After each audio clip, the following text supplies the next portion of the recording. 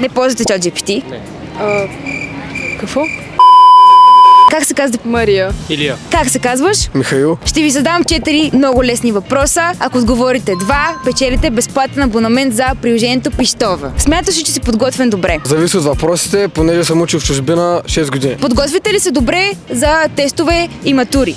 Да. Да, сравнително. Не ползвате ChatGPT? Не. Какво?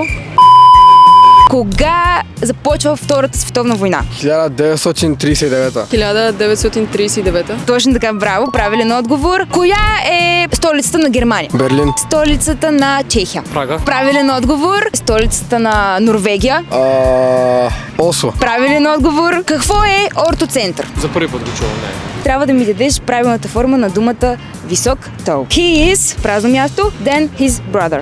Тола. Правилен отговор. Какво е медиацентър? Където се събират трите медиани. Пресечната точка на Да, медианите. Правилен отговор. Познахте 3-4 въпроса. Печелите безплатен абонамент за Пищов. Представи се страхотно. Печелиш безплатен абонамент за приложението Пищова. Подготви се по най-добрия начин за тестове с Филип Пищова и започни още днес.